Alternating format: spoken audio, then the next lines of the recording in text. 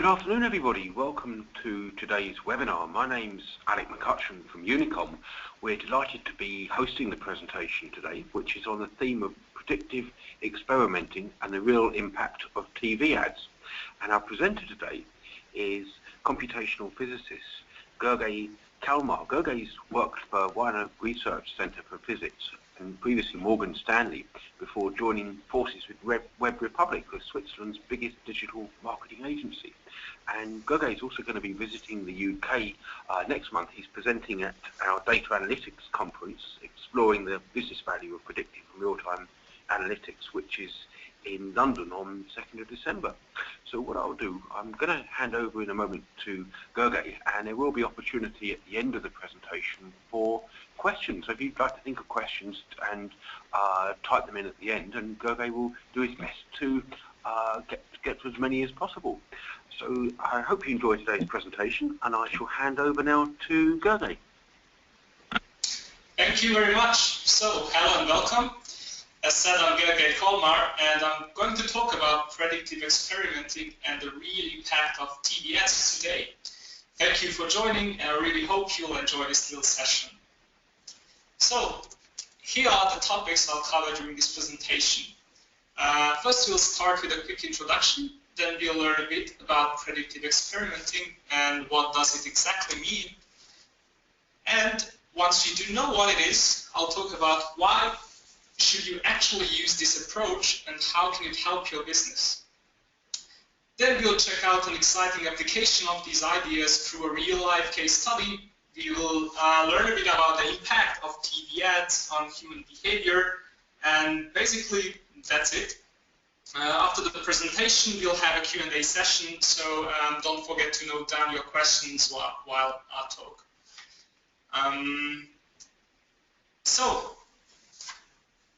As you've probably seen on the first slide, I'm working for Web Republic as a senior consultant in data intelligence, and as such, I'm mostly responsible for exciting data analysis projects. Web Republic is the leading digital marketing agency in Switzerland, and I think what is the most interesting from this list here is the fact that we have more than 100 unique and awesome clients, which means you can work with so many exciting companies at the same time. Some of them you can see on this slide, that it is even overwhelming. They're also very different, so one is truly able to test things out with a wide range of businesses.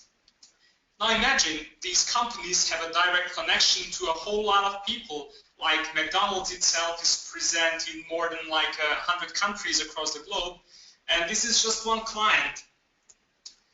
Now the fact that these days we have direct connection to so many people through these companies, and now with the digital revolution we have an extreme amount of data on the behavior of these people. It's just purely awesome. We are able to test theories that involve human behavior as never before. So, during this session, we will be mostly interested in marketing experiments for two main reasons. First of all, I think it's quite simple to show the business value of these initiatives. And they almost always have a direct impact on the bottom line of a company. So basically, simple financial numbers are usually good enough to assess the success of these experiments. And another very important point, at least for me, is that we do not really have a very good, precise theory for predicting marketing success. Now, some people would strongly disagree with me on this one, but let me clarify what do I exactly mean when I call a theory precise. Let's take a look at this example. This is a model made by Schrödinger around 1926 to predict the probability of finding a particle in a given place. Well, I mean, they didn't really use the word predictive analytics back then, I think, but of course, this is a predictive model. It predicts the probability of finding a given particle in a given place, given certain conditions. Now, these guys worked a bit on these models, which led to quantum electrodynamics around 1950. And now physicists measured how precise this theory actually is, and they have found that it is indeed quite precise, as you can see there. So now again, let's not forget that this is at least like 65. This is at least like a 65-year-old theory when computers were probably less powerful than a smartwatch today. And the truth is that we are actually really far away from having such nice theories for predicting marketing success, for example, despite the fact that we have more data than those guys could ever dream of. So there is quite a room for improvement here. Now, what are the consequences of not having a really nice theory for predicting marketing success? Well, of course, we have to do empirical tests, marketing experiments, to find out the relationship between certain variables. Now, the question is, how can we do that the best way? And this part of the presentation is going to be just about that. So, let's learn about predictive experimenting through a real-life case study again. Let's imagine that somebody types in the word Geschenkidee on Google, which means gift idea. And now this is roughly what this person will see. Well, of course, it depends on his geographical location and past search behavior, if he can believe Google, as well as a couple of other things, but in general, this is how it looks like. You can basically see that most of the search results page is populated with paid ads, highlighted in red, while these so-called organic listings appear right there, highlighted in green. Now, the clicks on those organic search results, highlighted in green, is free, while the company has to pay for a click, of course, for those in the red areas. Now, if you take a closer look at the results, we can see that the top ad and all the organic results belong to the same company, highlighted now in blue, while all the other ads, they belong to other companies, right? Okay. Now let's imagine we are the head of marketing at this company and we see this very page. A very valid question would be, why the hell we pay for clicks on our ad when we appear on this page anyways through the organic search results? Now, of course, this is not as simple as if we stop the paid ads for this particular keyword, then the very first search result will be that of one of our competitors. So some people, of course, will find their way to the organic results and still go to our website, but some of them might click on an ad of our competitor and then buy a gift, let's say there. So we can surely expect a certain traffic and probably revenue loss, but at the same time, we can also save some costs.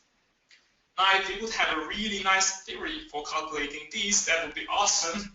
But I'm not really aware of any, so we have to find other ways to predict what would actually happen in this case.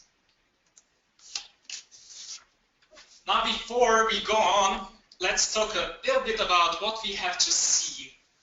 As we've seen, if there are both paid ads and organic results on a search result page, then we can expect that our ads will just cannibalize some of the traffic that would normally arrive on a page through the organic results.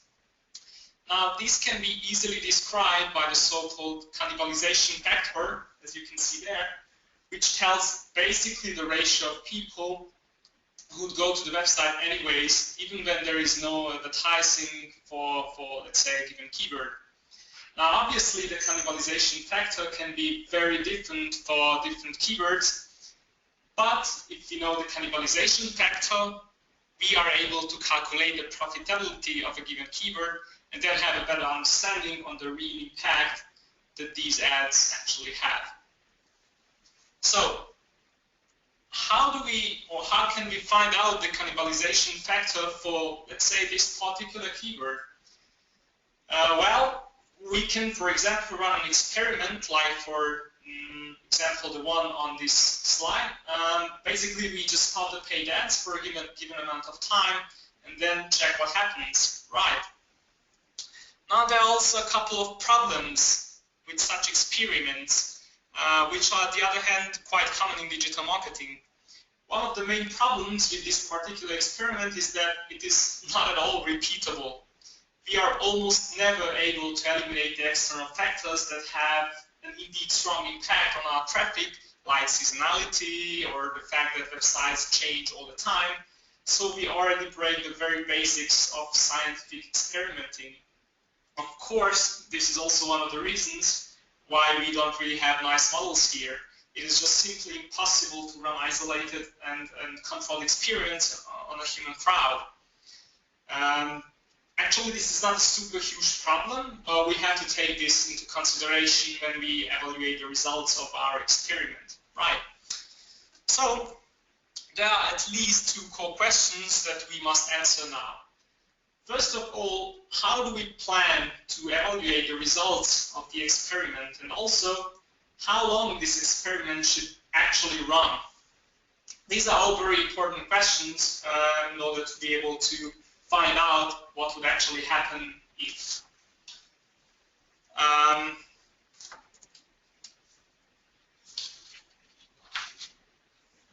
And now, in order to be able to answer these questions, we can actually build some quite nice models which will help us out here. Our model can be quite simple, like, for example, we can assume that the weekly number of users is a random variable that follows a Gaussian distribution. That's what you can see on the right figure. And on the figure on the left, you can see an example that was generated this very way. So basically by assuming that the number of users, the number of weekly users follows a Gaussian distribution. And of course, we also assume that the traffic is quite stable, which, for example, wouldn't hold around Christmas for many of our companies, many of our clients, when the traffic pattern changes quite fast.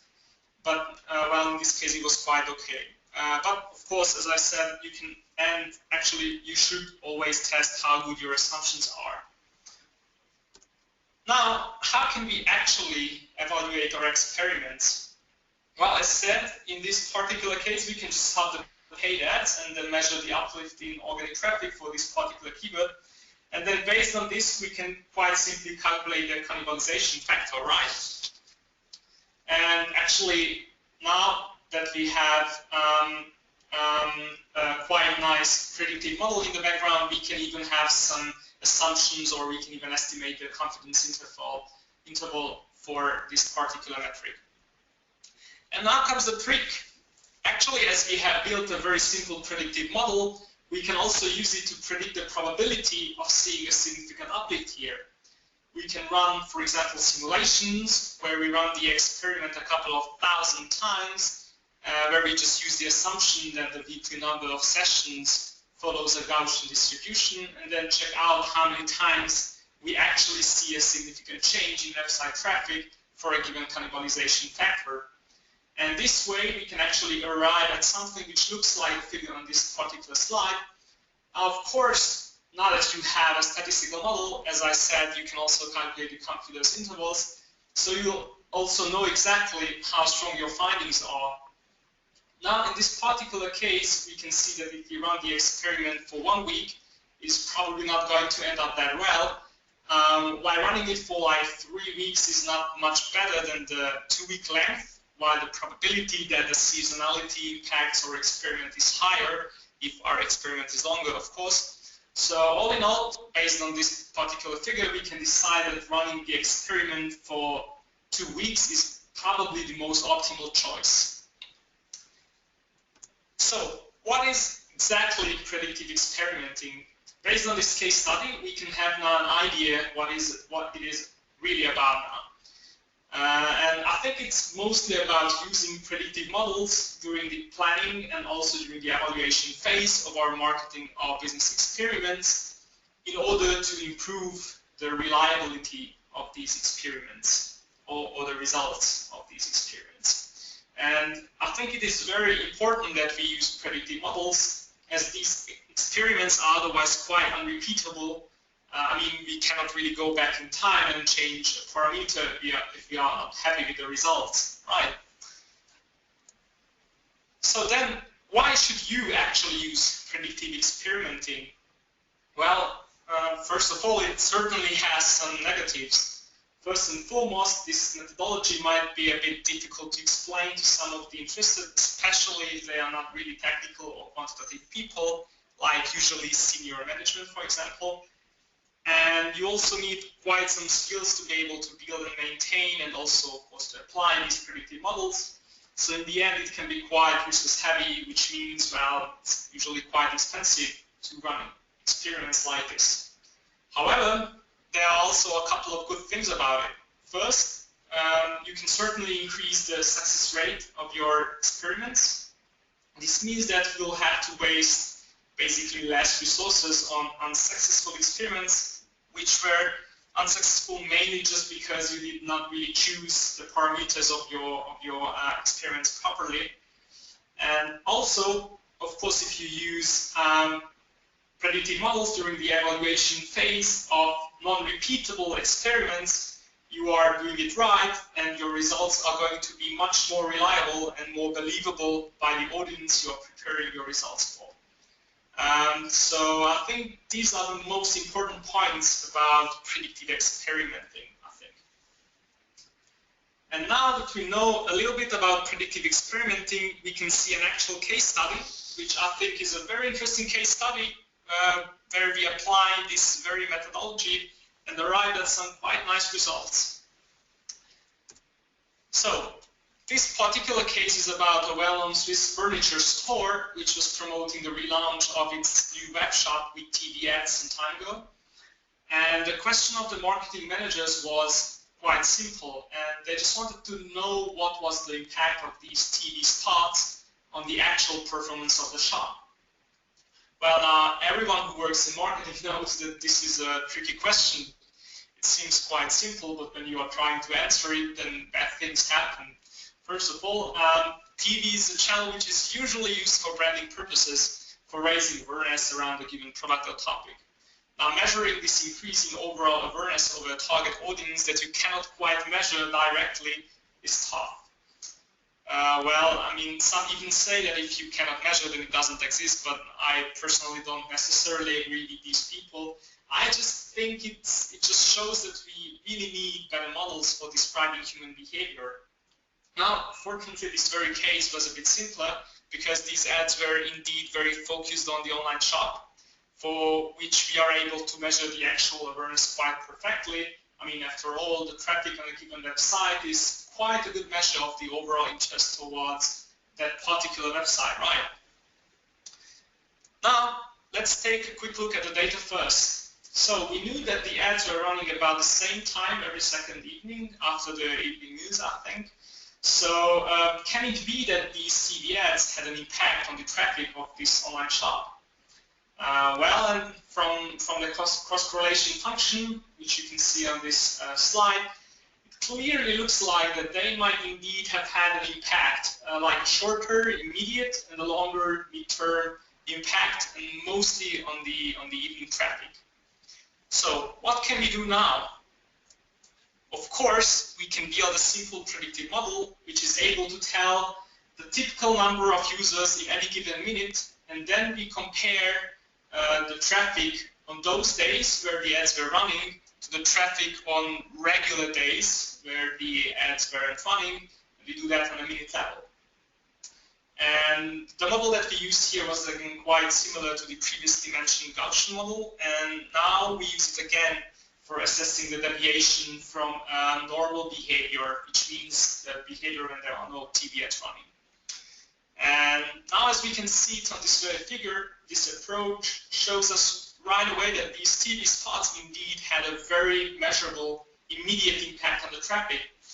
There were a couple of people who did actually check out the website right after they saw the TV spots, which I think is quite impressive in any case.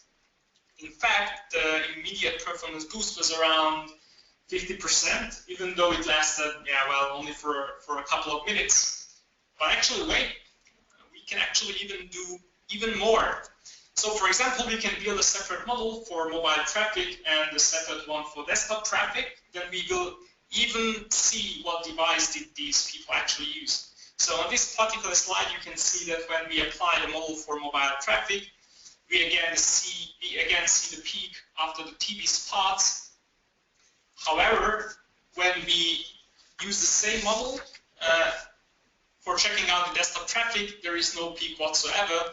So it is quite clear that these people were using mobile devices or tablet devices to check out the site right after the TV spot. And I think this is indeed quite an interesting finding, even though of course it's expected, but still it shows that we are on the right track. And now we can actually go further and use our model to predict the regular hourly traffic. And we can then again compare the traffic on the days where the spots were shown to the traffic on those days where it wasn't. And then we can again see the real measurable impact of these TV spots on online traffic. Well, I mean, as you can see, they indeed had an impact on the overall evening traffic as well, and a very well measurable impact, in fact, which can be quantified quite easily. Now, of course, once we know the impact, we can also calculate a lot of interesting things, which obviously helps the marketing managers to find the optimal balance between their different marketing investments. And again, by applying a good predictive model, we were able to arrive at some quite impressive and reliable quantitative results, while without this simple model, it would be much more difficult to arrive there. And now I also want to emphasize one thing. Basically, I'm mostly using statistical models, sometimes even quite simple statistical models for my predictions. But of course, these models can be also very sophisticated if needed. You can build for example, complex models based on machine learning, or even use some models from statistical physics, as some do. It doesn't really matter. I think what really matters is that you know what might happen during an experiment already in the planning phase. I think this is really what predictive experimenting is mostly about. You have to have a very good understanding of what you are trying to measure, and you also have to have some kind of an acceptable models which can tell you what can you expect by running these experiments before you actually run them. As I said, mostly because you can run them only once. So, just to quickly wrap it up, we have seen that predictive experimenting can be used quite successfully to plan and also to evaluate all kind of marketing and business experiments. And if it is used correctly, then it can lead to better success rate and also more reliable results than just running an experiment and then applying some simple statistical tests on the results after you did run the experiment. And as said, these models can be simple or even quite complex. The only thing that really matters is that they need to be good enough to provide you with statistically significant conclusions in the end. And yeah, well, we have also seen that TV spots indeed can have a very measurable impact, or at least in this particular case they had. But of course, I mean, if you would like to know if they work for you or for your company, then you should always run an experiment, probably backed up by some nice predictive models if needed. And well, I think that was mostly for me on this side. Oh, and yeah, as mentioned, please don't forget to register for the conference. I'm going to talk about how did we optimize the global digital marketing budget of the watch division of Victorinox. And yeah, I think it will be also a very, very interesting topic, so hope to see you there. And again, thank you for being with me, and also thank you very much for your attention and the opportunity also to be here. And I think, well, would you have any questions, then feel free to ask now. Thanks, Gergo. It's a great presentation. We're just waiting now for any questions to come in. I'll just give it a few seconds. I know it sometimes takes a few minutes for people to think of the questions they want to ask. And as Gergo mentioned, he will be in London next month, and I hope some of you can join us then on the 2nd of December. It's at the Hilton London Kensington Hotel, a data analytics conference. It's on our website at unicom.co.uk. I think, Gergo, at the moment we don't seem to have any questions coming in as yet. Perhaps give it a few more seconds, and anybody would like to flag up a question, they're most welcome.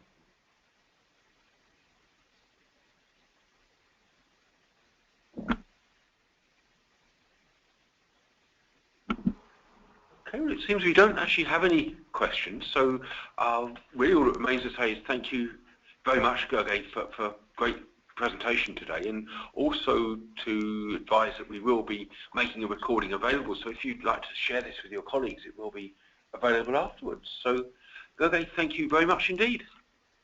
Thank you very much also for the opportunity again, and hope you learn some things about predictive experimenting, and then hope to see you later. Thank you. Thank you. Goodbye. Goodbye.